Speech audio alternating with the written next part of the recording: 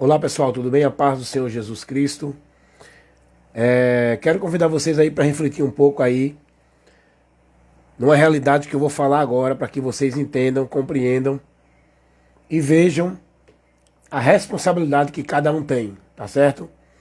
Cada um que é chamado e aceita o chamado de Cristo é responsável por caminhar com Ele, com prudência, determinação, é responsável para ir até o fim. A responsabilidade é nossa. Que entramos pela porta para andar no caminho apertado, que nos leva no final à salvação. Agora, depois de entrar nessa porta e passar a andar nesse caminho apertado, que leva à salvação no final do labor da nossa vida aqui, enquanto não chegar ao final, até o final chegar, nós temos que andar determinado, com prudência, lucidez, sobriedade, dentro da palavra de Deus, examinando as Escrituras, andando pela doutrina de Cristo, sendo prudente em analisar a doutrina, diante de tudo que a gente recebe, ouve e é ensinado, que dizem que é de Deus. Se tal ensino, se tal doutrina, se tal grupo não está vivendo nos princípios do Evangelho de Cristo, não tem o que fazer, é sair daí. Porque aí não tem a Deus. Porque não estão andando com Deus. Não estão seguindo a Deus. A palavra vai nos advertir sobre esta grande responsabilidade nossa, sobre este grande compromisso e prudência que nós devemos ter. Todo cristão, ele tem que ser prudente. Ele tem que deixar de ser menino. O cristão não é para aceitar tudo que diz que é de Deus e glória a Deus e aleluia, nem para estar se arrepiando, nem sentindo. O cristão é para usar o entendimento, examinar a palavra. O cristão, ele tem que ser prudente, ele tem que ser uma pessoa que tem que estar esperto, atento. Quando a Bíblia nos dá uma comparação da serpente, sejam mansos e humildes como as pombas, mas sejam prudentes como as serpentes. É um exemplo de prudência. A serpente, ela é prudente. Quando ela escuta qualquer passo, quando ela percebe alguma coisa ao seu redor, ela já fica em ponto de defesa. Já fica analisando. É isso que Deus quer que a gente esteja. No campo doutrinário, no combate da fé cristã, na vida com Deus em verdade, nós temos que ser prudentes, porque senão é levado, é tragado, é desviado, é destruído da vida com Deus, da comunhão com Deus. Quantos estão destruídos da comunhão e da vida com Deus, pensando que estão vivos? O próprio Deus vai dizer isso, lá em Oséias 4:6 ou 3, Deus vai dizer que o povo foi destruído, o povo dele. Não foi outro povo não, é o povo de Deus. Deus vai dizer, o meu povo foi destruído porque lhe faltou conhecimento e porque desprezaram.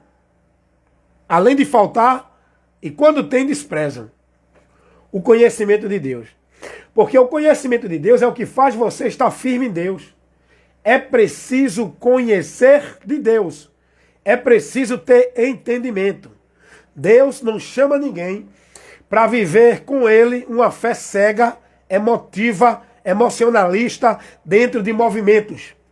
Deus nos convida para andar com Ele com entendimento, razão, lucidez, sobriedade, analisando tudo que ouve e que vê, que dizem que é de Deus. A palavra de Deus vai dizer, Se alguém vem ter convosco e não traz a doutrina de Cristo, não receba, porque o tal que prevarica e não persevera na doutrina de Cristo não tem a Deus. Isso não é julgar. Isso é ser prudente, coerente, analisar, observar e tomar uma decisão julgando pela palavra. Não, isso aí não vem de Deus. Isso aí não é de Deus. Não, esse aí não ensina em nome de Deus.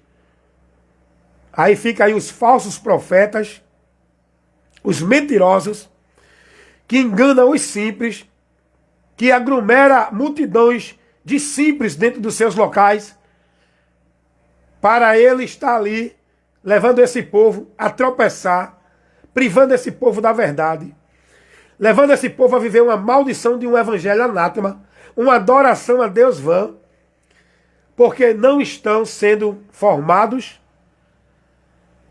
e nem guiados, nem instruídos pela palavra de Cristo, a doutrina dele.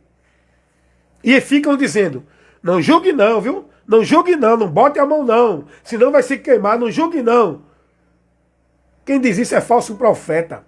O próprio Jesus era questionado e não condenou ninguém, não botou medo em ninguém, porque o próprio Deus manda fazer prova dele.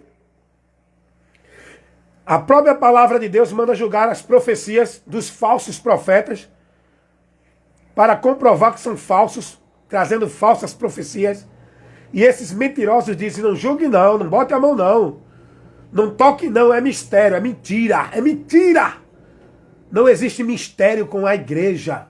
A igreja tem que receber tudo com entendimento. A igreja tem que receber de Deus o que ela tem que entender. Deus não tem mistério com a igreja. Todo o mistério de Deus foi revelado em Cristo. E Ele quer uma igreja lúcida, sóbria, entendida, com razão, com entendimento, compreendendo o que é uma vida com Deus, o que é dele e o que não é. Fica esses mentirosos aí. Agora, claro que eles vão ter plateia. Claro que eles vão ter seguidores. Porque é uma multidão que vai para o inferno. É uma multidão que prefere o caminho largo e a porta espaçosa. É uma multidão que vai buscar o satisfatório, massagem no ego, o que é conveniente de ouvir. Porque poucos são os que procuram e entram pela porta estreita. Poucos são os que se interessam pelo caminho apertado. Poucos são os que vão perseverar. Não é porque foram escolhidos de antemão, é porque tomaram a decisão de negar-se, renunciando a si mesmo, abandonando sua vontade, seu entendimento, os seus valores, para receber os de Deus, e nesses viver e pregar. É o que Paulo disse. Tudo que eu tinha como valor, considerei como esterco, para que eu possa ganhar a Cristo, o conhecimento de Cristo. E Paulo vai dizer, vivo não mais eu, mas Cristo vive em mim. A vida que agora vivo-a na fé do Filho de Deus. Não é dentro de uma instituição religiosa. Não vivo uma vida de fé e devoção de igreja. Não vivo uma vida dentro de submissão e de devoção a nenhuma instituição religiosa. A vida que agora vivo-a na fé do Filho de Deus. Em mim é Cristo que está formado. O conhecimento de Cristo, a sabedoria de Cristo, a doutrina de Cristo é o que eu vivo, é o que você tem que viver. E se alguém se levanta dizendo que é de Deus e não traz a doutrina de Cristo, não receba. Romanos capítulo 16, versículo 17. O apóstolo Paulo vai dizer assim. Escute o que ele vai dizer. Notai os tais que entre vós causa escândalo e dissensões contra a doutrina. Aparta-te dos tais. Meus amados irmãos, é porque a maioria dos irmãos não lê Bíblia. A maioria dos irmãos não são instruídos pela palavra. A maioria dos irmãos estão nas trevas, não estão na luz. O que tem se levantado de teólogos, bacharéis, pregadores, pastores, disseminadores de doutrinas, de interpretações, em nome de Deus, não é brincadeira. E se você for prudente e analisar todos esses ensinos que o povo está trazendo, tudo isso que estão vivendo dentro das igrejas, esses movimentos de campanha, de milagre, de culto de poder, nada disso confere com a doutrina de Cristo. Ao contrário, escandaliza, deturpam a verdade do Evangelho. Tudo isso que estão vivendo aí, o maior combate de Paulo, de Pedro, de João, de Tiago, o maior combate dos apóstolos, não foi fazer os irmãos estar dentro de igreja, para os irmãos não saírem da igreja. O maior combate dos apóstolos, a maior preocupação dos apóstolos, era que os irmãos não saíssem da doutrina de Cristo. Era que os irmãos não fossem levados por outro caminho. Era que os irmãos não apostatassem da fé. Era que os irmãos não seguissem doutrina de demônios. Era que os irmãos não fossem levedados com outro ensinamento que não é o de Cristo. Os apóstolos não estavam orientando ninguém a ficar dentro de igreja. Não saia da igreja, fique na igreja, não. Porque os apóstolos pregavam, era Cristo, a doutrina. Não era uma vida religiosa dentro de igreja, de ministério. Hoje o povo está mais preocupado em fazer você ficar firme dentro da igreja, não na palavra. Estão mais preocupados em fazer vocês estar obedecendo e se consagrando ao que ensina os líderes nas igrejas. Mas a preocupação dos apóstolos não era essa, irmão. A preocupação dos apóstolos era proteger os irmãos para que os irmãos viessem estar revestidos contra todo falso ensino, doutrina, ensinadores formados na doutrina, tendo conhecimento da doutrina, tendo entendimento da verdade de Deus, a doutrina de Cristo. Paulo, Pedro, João, todos os apóstolos combateram muito. Trabalhava dentro da congregação, era a doutrina para descontaminar os irmãos que estavam sem entendimento, sendo levados por ensinos errados. A maior preocupação dos apóstolos era estar nas igrejas aplicando o antídoto curador, sarador, que dá saúde ao homem com Deus para livrar da doença, do pecado, do engano, da mentira, que é a doutrina de Cristo, a palavra de Deus, a instrução, o ensino, a doutrina para formar um discípulo de Cristo com entendimento. O que é que esse povo tem sido formado dentro das igrejas? Tem vivido tudo, menos tendo conhecimento nem entendimento de Deus.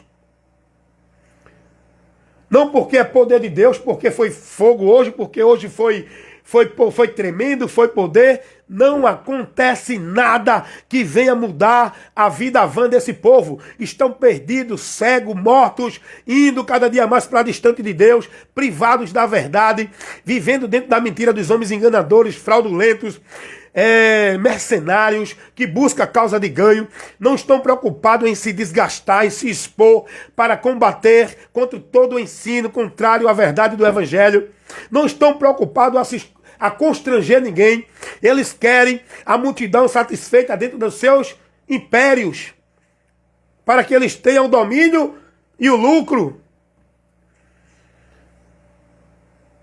A maior preocupação dos apóstolos era levar para as igrejas correções. Quando eu falo as igrejas, não estou falando ministério, porque os apóstolos nunca levantou nenhum ministério.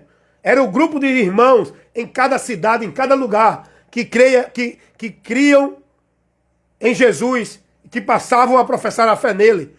Os apóstolos passavam a instruir, a doutrinar e a mostrar que eles tinham que se manter. Não era dentro de nenhuma igreja dominada por nenhum líder. Era na palavra de Cristo, submisso a Cristo, porque a cabeça, o líder, o soberano da igreja de Cristo é o próprio Cristo. Os ensinadores, a responsabilidade deles é ensinar, não é dominar sobre o povo com autoridade. É o que hoje fazem. Então, meus irmãos, cuida de ti e da doutrina, meus irmãos. A salvação é responsabilidade pessoal. Não é teu pastor que vai dar conta de tu, não, é você. Não é teu pastor que vai te guiar para o céu, não, é Jesus. Agora, quem tu estás seguindo? Estás aprendendo de quem? Estás sendo instruído na doutrina de quem? Cuidado, irmãos.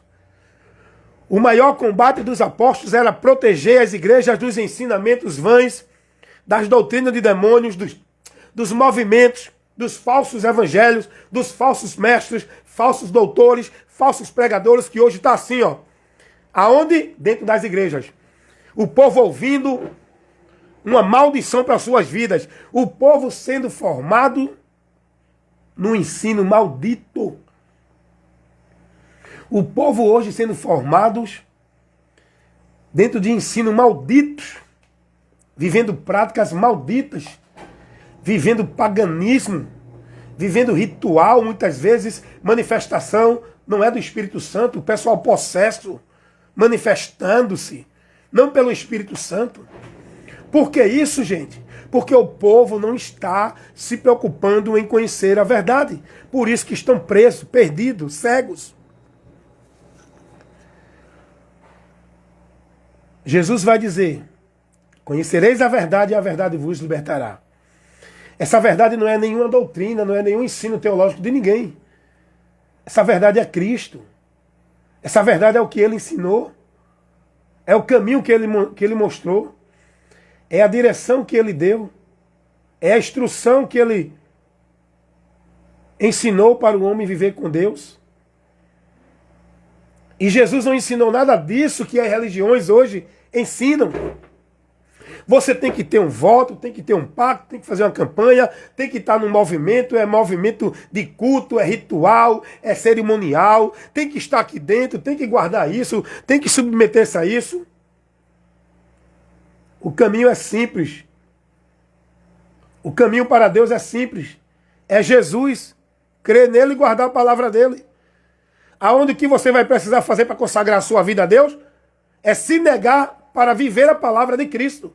Consagrar a vida é isso. Não é se filiar a uma religião. Não é ser devoto a uma religião.